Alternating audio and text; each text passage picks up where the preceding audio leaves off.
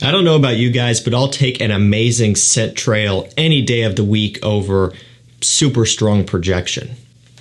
To me, scent trail is kind of like one of those lesser appreciated aspects of a scent, at least in comparison to projection. Because when you look at what people are after and they're making posts about it and asking people in the comments, generally they're looking for what are fragrances that last a long time and what are fragrances that project super heavily. And both of those are great, especially longevity. You want your scent to be able to last a long time.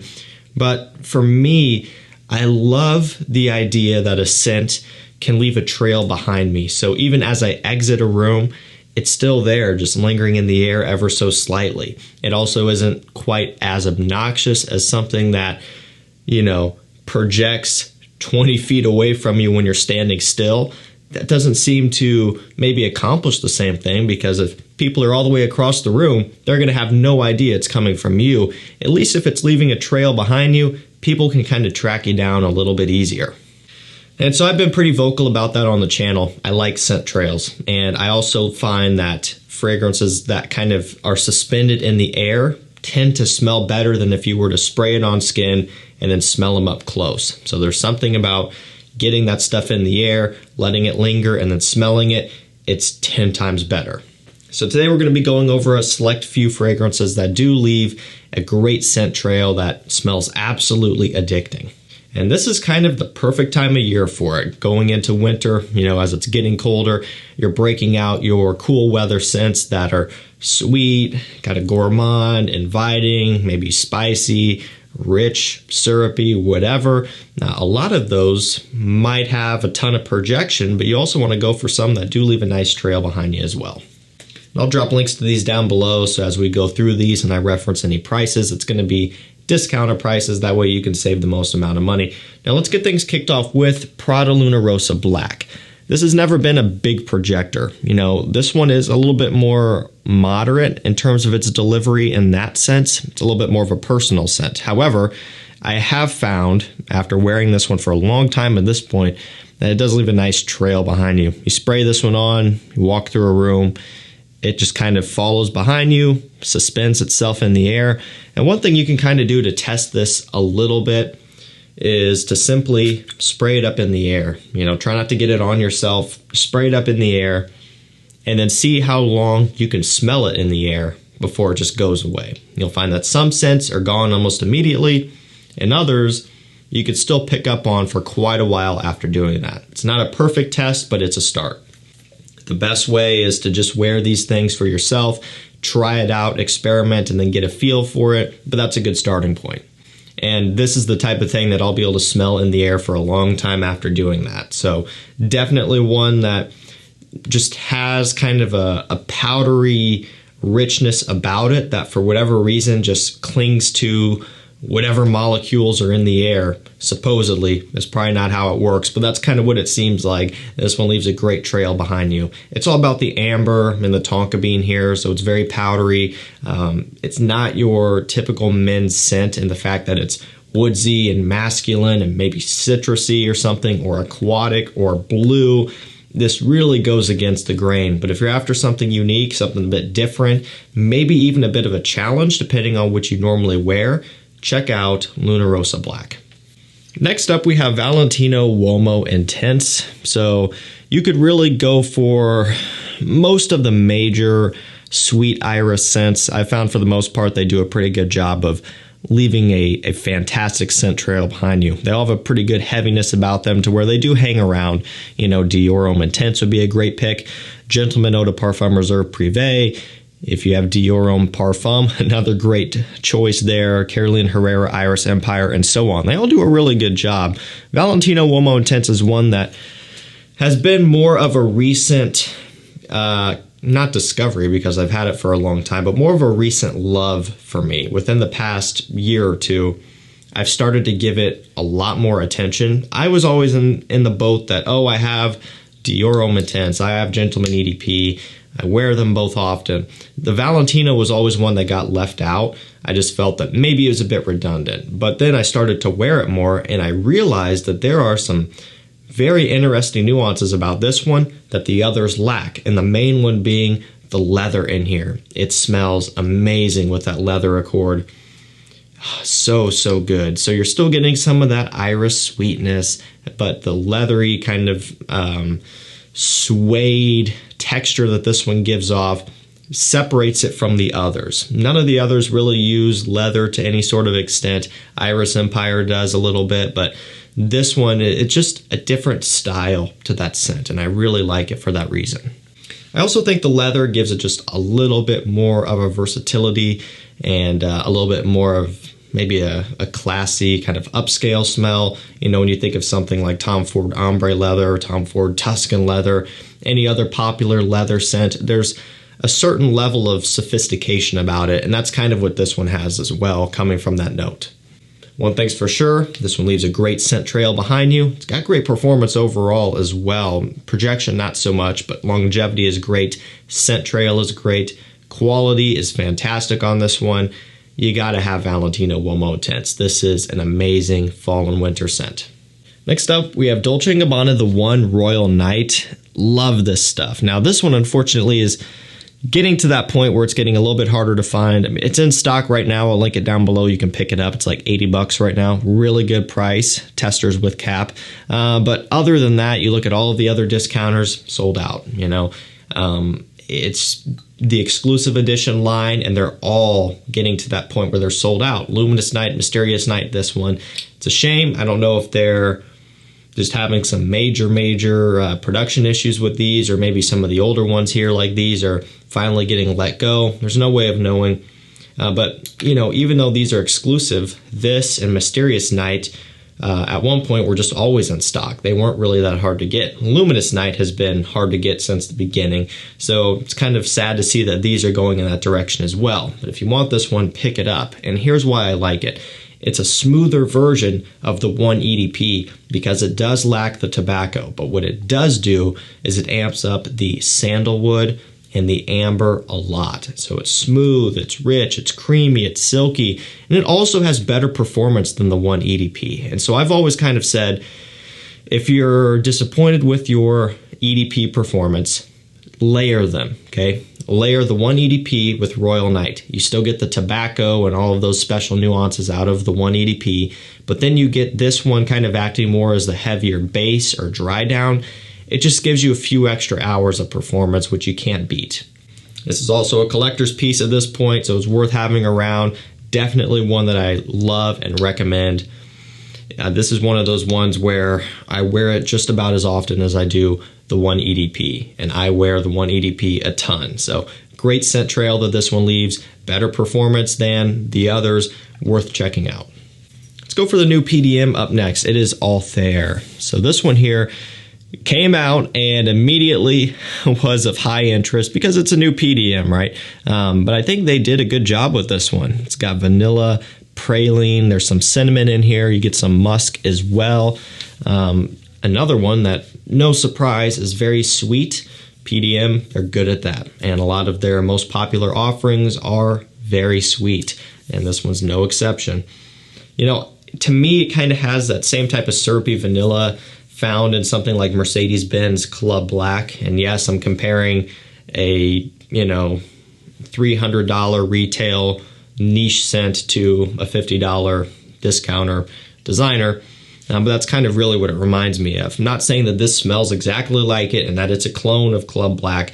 This is usually in the praline and some other gourmand notes to make it even richer and sweeter, but that's kind of the vanilla style that I find it to be similar to. And so, no surprise, this is not for somebody who doesn't like sweet fragrances. That's not you. Go for something else. But if you do like that, you want something that leaves a great trail, also has great longevity, and this one also does have pretty good projection as well, definitely one to check out. When this one pops back up on discounters, it's one worth getting because you can get it for considerably below retail. I think it was right at 200 or maybe just a touch under 200 when it popped up on discounters, which is big savings for PDM at this point. And every time something like this does pop up, I send out an email and a text notification to my lists, which you can sign up to down below. So new releases hitting discounters, rare fragrances coming in stock, you know, like Dior Homme Parfum, Luminous Night, or pop up flash sales, 48-hour sales. Anytime something like that comes up, I send out a notification so that way you're the first to know and you can get whatever it is that you're trying to get before it sells out. Make sure you jump on those. Next up, we have Aaro, the Most Wanted Parfum. It has bourbon, vanilla, woody notes, and some ginger. That's the only 3 notes that they give you, and fair enough, I guess that's all that matters. There's definitely more notes than that. You know, there's a fair dose of tonka bean in here for sure. And what I find interesting is that the bourbon vanilla does give off a little bit of a boozy kick, slightly, which I like, but the opening is almost fizzy and cola smelling, almost like Dunhill Icon grape soda-ish. It's very bizarre, but when you try this one, you'll see exactly what I'm talking about. And that seems out of place. You know, this is a sweet, kind of winter-themed scent. Dunhill Icon is a spring scent, kind of a men's floral, very bright. And that grape soda smell gives off more of like a spring, warmer weather, kind of bubbly smell. So why does this have that? I don't know, but it does. And while it is kind of bizarre, I really like it. It is super interesting. You know, this will never take the place of Wanted by Night. I don't think they can release anything that will, but this is in a very close second. So Wanted by Night, still my favorite. This one coming in right behind it is my second favorite in the line. Definitely worth checking out. Great longevity, but also leaves a fantastic scent trail that you just can't forget. Okay, let's keep it moving with Versace Aeros Parfum.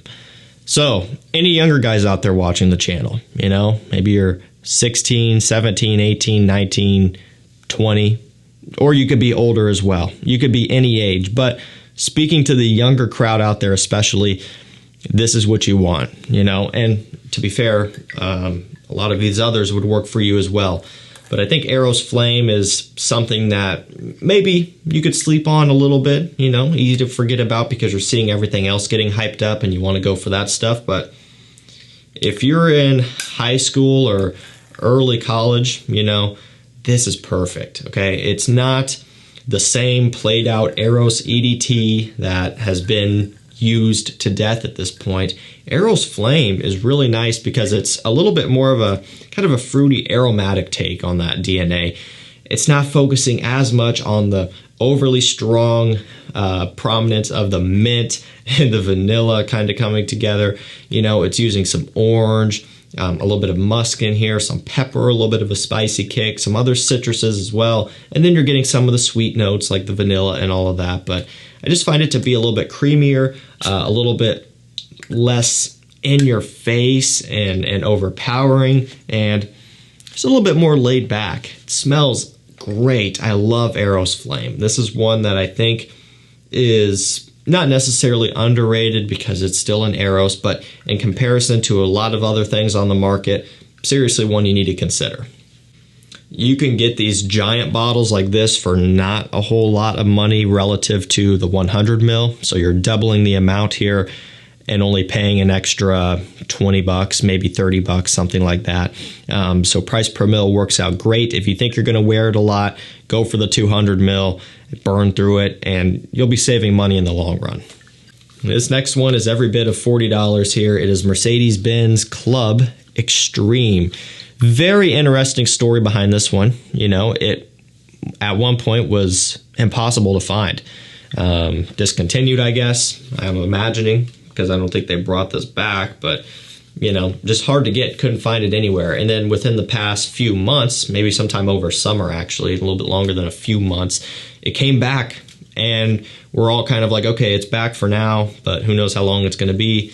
And it's still back. I don't know what's going on, but it's $40 right now, 100 mil. You can get it, and it is amazing. It's all about the patchouli here, some other woods going on. To me, it reminds me a lot of something like Mugler's Angel Men. So kind of a coffee, patchouli, kind of masculine, sweet style of scent, but more wearable. So Angel Men is a little bit more daring, a little bit more challenging because it is extreme. I find this one to be a little bit more casual, a little bit easier to pull off in a lot of situations, but it still does have that masculine, kind of gentlemanly patchouli smell.